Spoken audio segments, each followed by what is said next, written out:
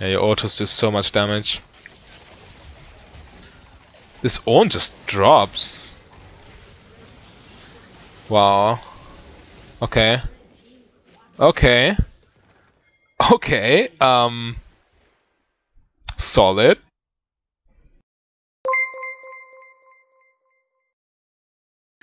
Hey everyone, and welcome to another Challenger analysis. It is time to have another look at Frilla's Misfortune, who uses...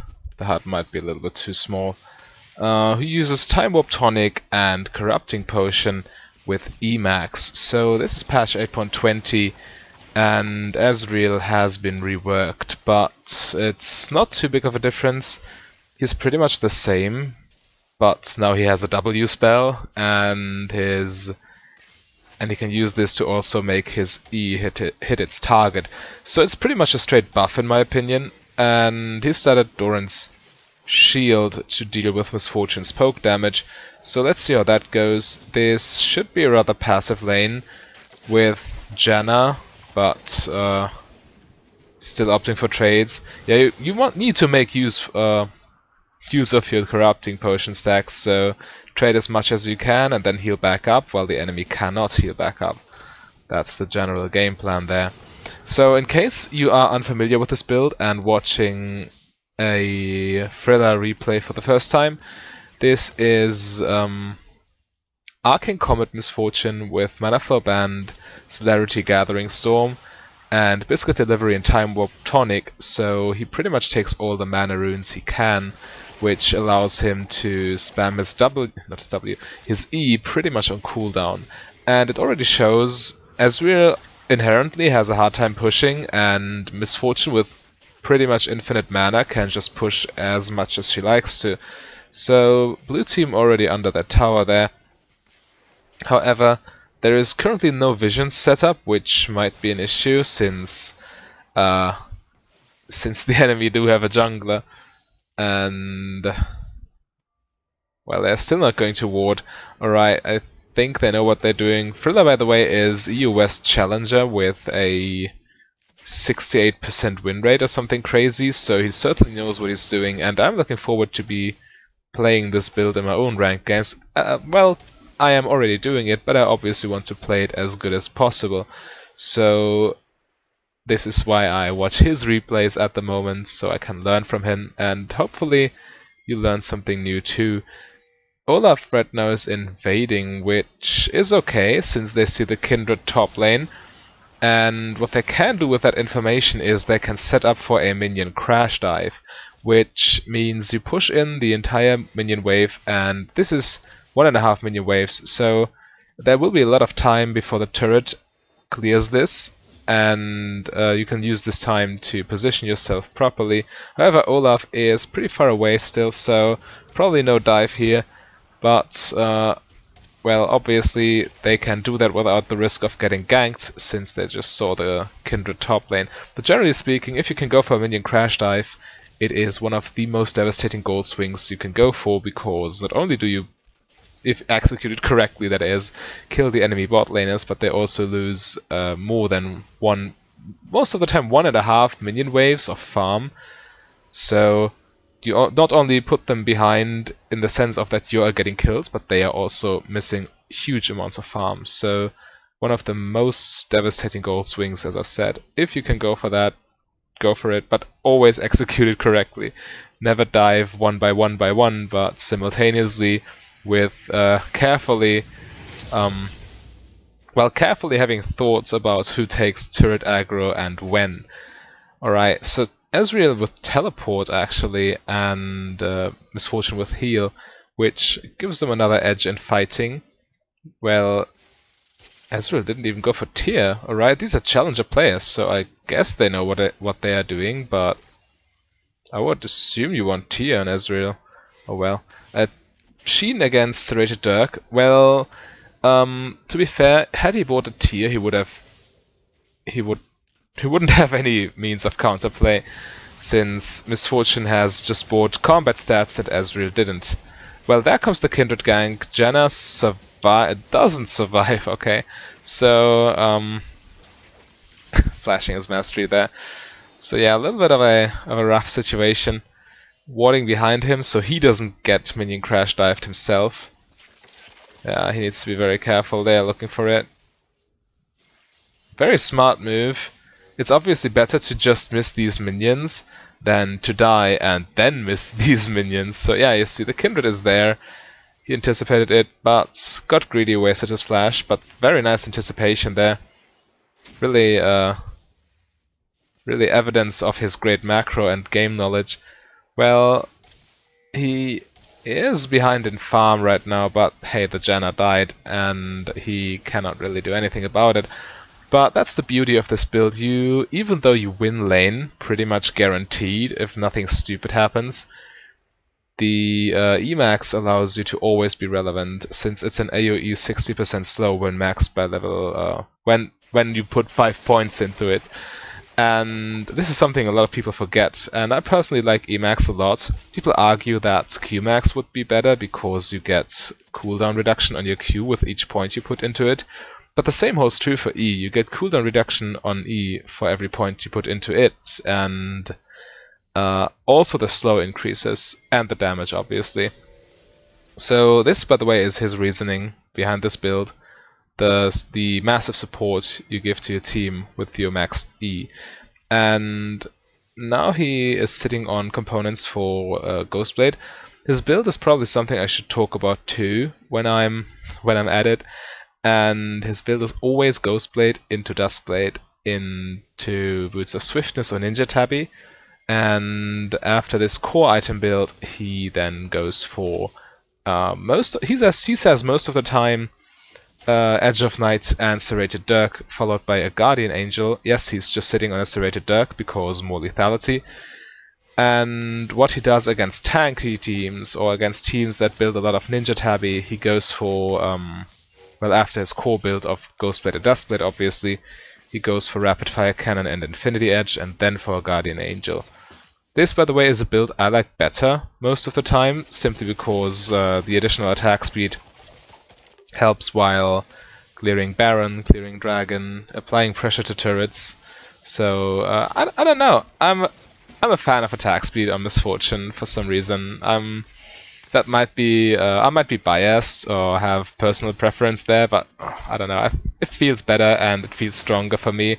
But he goes for quadruple lethality 90% of the time or something. Yeah, there you saw it. The E, the Arcane Shift. This is E, right? Also hitting the Misfortune because she was marked by W. Yeah, this is also something you can do with Emax Misfortune, which you cannot do with any other build.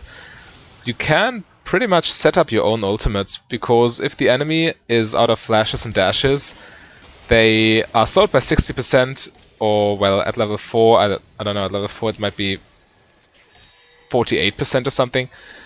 And they really cannot get out quickly enough, well, out of your ultimate that is, and they take just massive amounts of damage if they don't, if not, they either take massive damage or they outright die. That's what happens.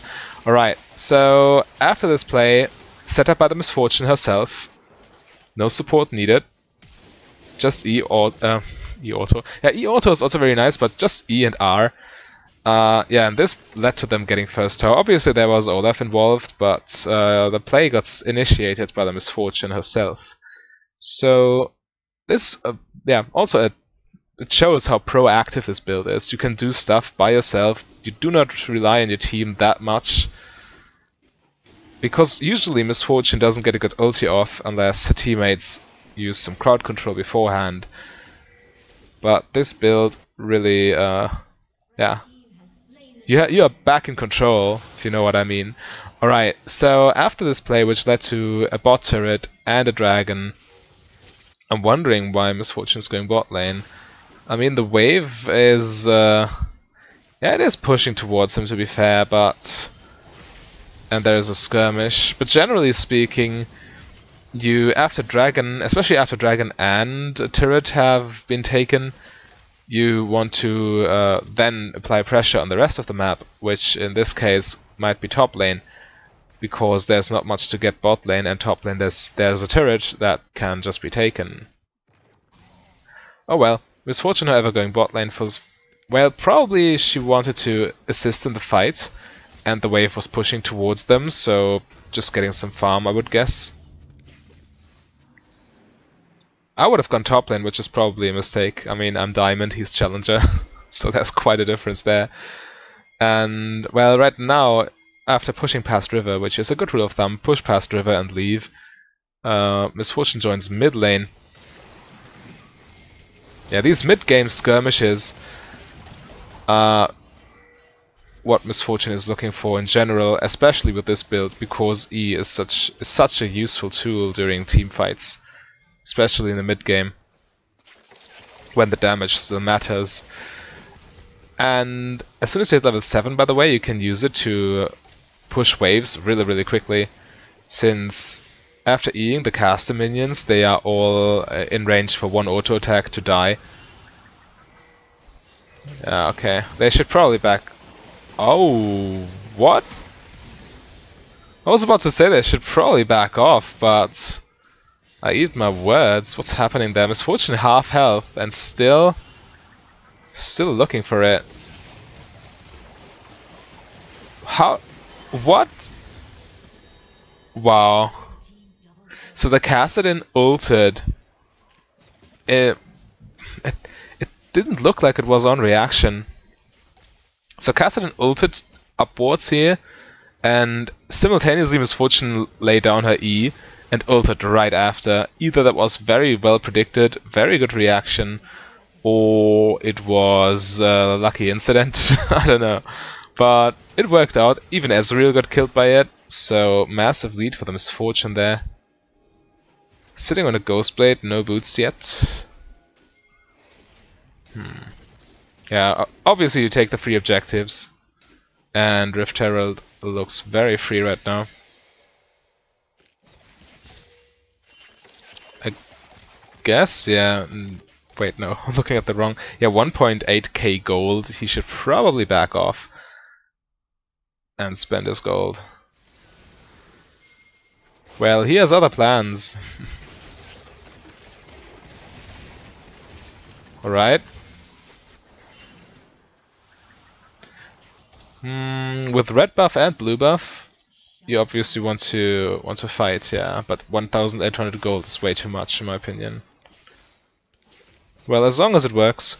I think I need to resize the HUD scale. Where do this? Yeah, here. So we can have a better look at items. By the way, this is somehow bugged because when I go there and try to hide the time controls in order to not give you spoilers on the game, it just doesn't do anything. Doesn't matter where I click, nothing changes. I don't know what's happening. If any one of you can tell me what's wrong there, please leave me a comment and let me know. Alright, now he finally recalls and spends all his gold. Swifties and Serrated Duck. Ezreal, on the other hand, also sitting at 1.5 items, so he's not behind by any means. He's also at 3 kills and only 15 farm behind. It's almost even in gold. Yeah, now they're going top lane.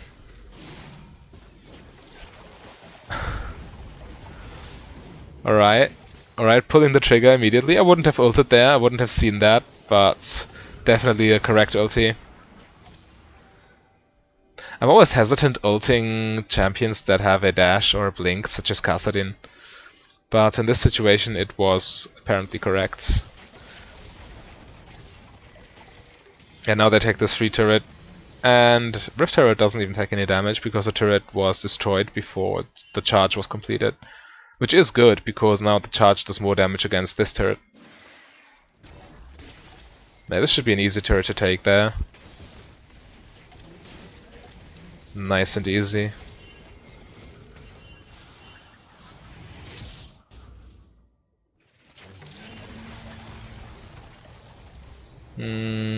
I should be getting away. I wonder how he deals with his Ornn without any attack speed or crit. Yeah, he just dies there. That was overextended. The problem was they didn't have enough vision in the river, and they were overextended simply. That was an overstay. It's hard to not overstay there, to be honest, because, well, you get baited by Rift Herald. You have Rift Herald on the map, you activated it, and then you want to get as much mileage as possible. But obviously not worth dying for. Oh well. Misfortune respawns with just another Warhammer. On the other hand, top turret has fallen. Okay, this farm is... yeah, it's just going to die. And now what you want to do, since all of the outer turrets have fallen, and even this turret, for which they died, Dragon respawns, so you take that. Obviously, always take the free objectives. Objectives win games. This, by the way, there's this crazy new build, this intentional feed Scion. And the reason it works is because kills don't win you the game, objectives do. And this Scion is just purely playing for objectives and he doesn't care if he dies. Intentional. You can look it up on YouTube, just type in intentional feed Scion and you will probably find a video or something if you're interested. I think Solo Renekton Only and other YouTubers have covered this sufficiently.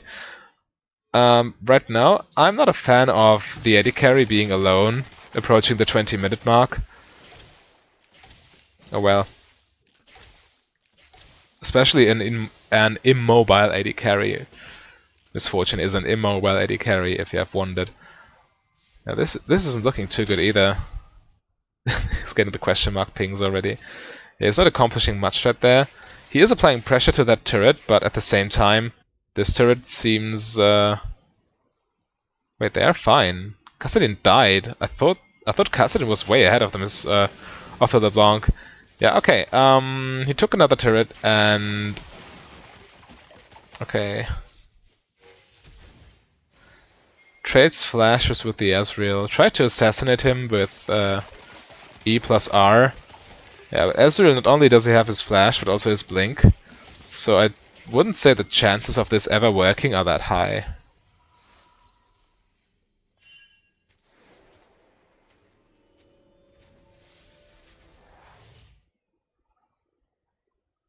Alright, even though there are... well, it's just one tank, it's just an Ornn, but... How is it getting through this? I mean... He's obviously going for Edge of Night.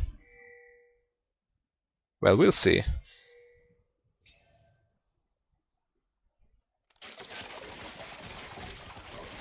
Yeah, taking the jungle camps. It doesn't matter too much that he doesn't have any lifesteal because he has Corrupting Potion, and Red Buff also passively regens you HP when you're out of combat.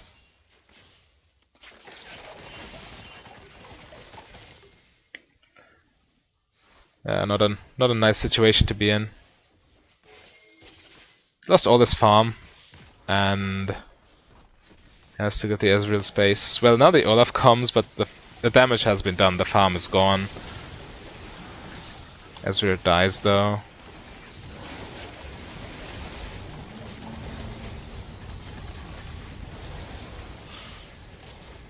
He's not really touching the Ornn. The Kindred though, yeah, she just drops, but Ornn is it's almost impossible to take out for him. Yeah, with the help of the others, he finally gets it. But the longer the game goes, the more impossible. Can you say more impossible? Well, no, you can. It gets even more impossible to kill this Ornn. And so you need to finish soon, or you need to sell your items and go crit if the game goes really late. Yeah, but I don't know. I think this is a point where you are then again reliant on your team. Right now he's sitting at 1.5 armor items already. Lethality is not going to do much against this. He isn't even going for a Last Whisper, I don't think. Yeah, Dirk plus Pickaxe. I don't know why he doesn't buy Last Whisper though. I think even against squishies it would be more damage, wouldn't it? MDeal did the maths on this, I'm pretty sure. So what is the breakpoint? It's not much. Let's think about this. Against a 100 armor target, you get 35 armor penetration, because 35% of 100 is 35, obviously. Without Dominic's regards. And so against a 50 armor target, it's already 17.5. And how much does... Okay. Okay, against a... The breakpoint is probably around 70 armor, I would guess. I don't know, MD did the math though.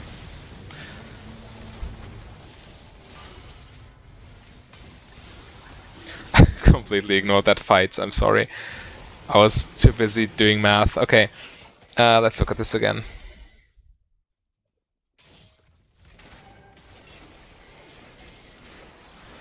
This turret is about to fall.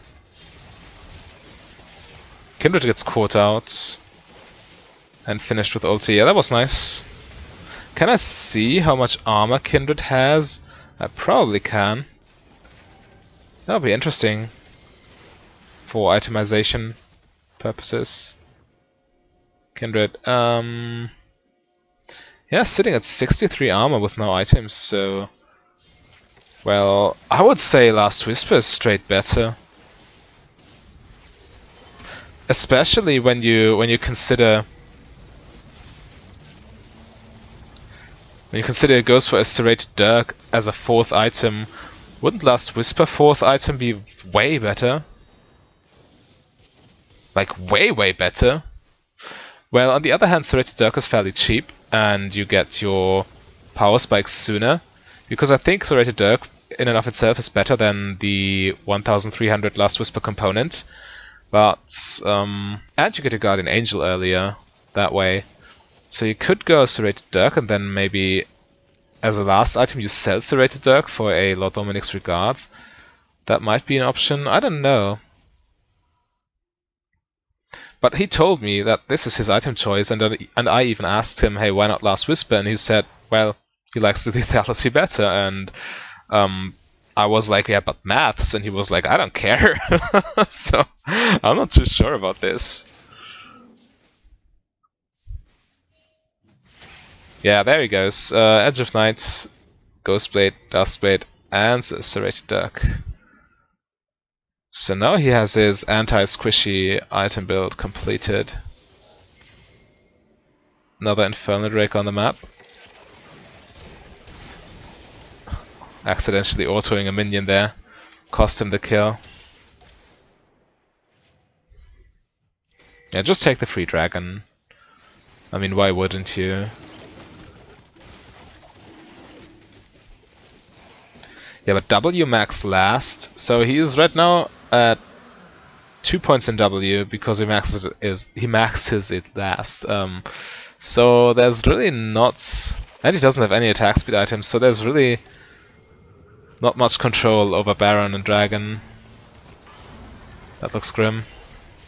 Okay, his team is there to back him up. Still solid damage with ulti against the Ornn. If I'm completely honest. He is, well, he's at 160 armor.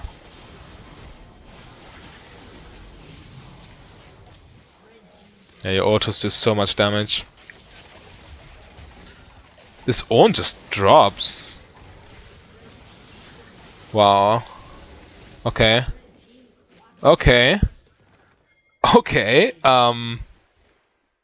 Solid. Solid indeed. I didn't anticipate that much damage against a 2 armor item tank top laner. Apparently I've been mistaken. That doesn't make any sense. I mean,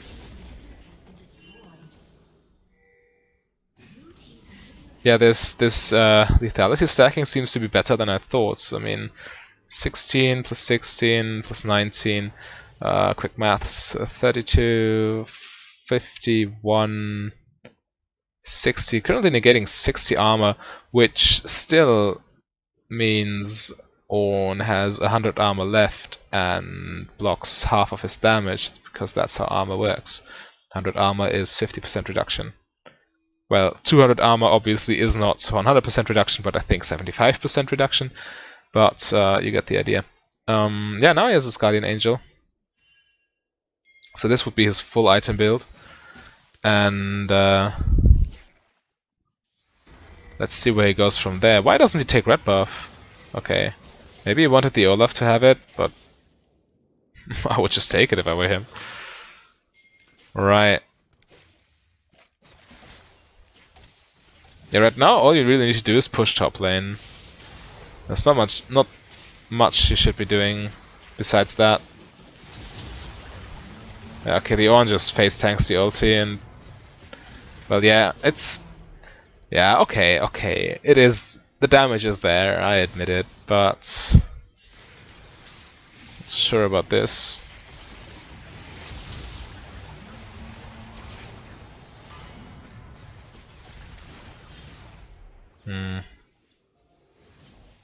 Fair enough. Nami, however, well, okay, she's basically at 0 armor against him.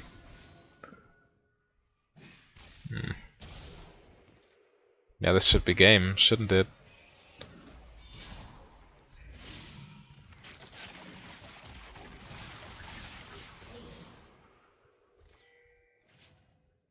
Alright, yeah. I mean, you can take Baron now. You probably should. Since it's the nearest objective. You don't have the time to run down their base. They will respawn by the time you get there. So take Baron, recall, reset, go all top lane and finish the game. Seems like a good idea. Alright, so he's sitting at 1.6k. What does he buy? Does he buy anything? Does he sell anything? He sold something? No. No. He just bought an elixir, I would say. Where is it? Yeah, Elixir of Wrath. So this is his final item build. Not much to upgrade in his opinion. But currently negating 10 armor. What's the breakpoint of 10 armor? I mean 50 armor opponents already get... Well, there's no points. He will do true damage against 50 armor opponents even with Lord Doms, and it does have more armor penetration than Serrated Dirk at that point, so... He probably didn't have the money to buy Lord Doms outright, so that's the reason, I would say. Yeah, now they're grouping top lane.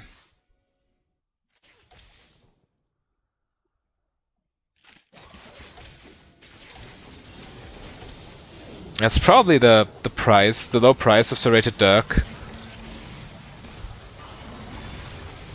So in the late game you can sell it for Lord Doms, but as a 1.1k gold item it's just too efficient. Probably. Yeah.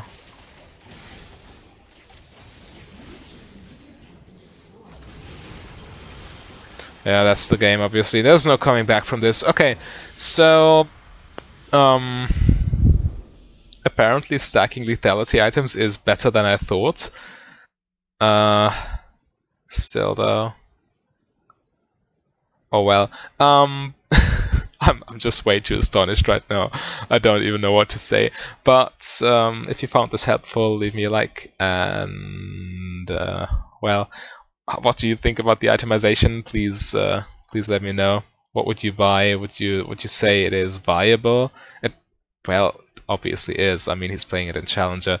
But are there optimizations maybe? Maybe Serrated Dirk is... well, it might be cheap, but it's certainly less damage than Lord Dominic's Regards.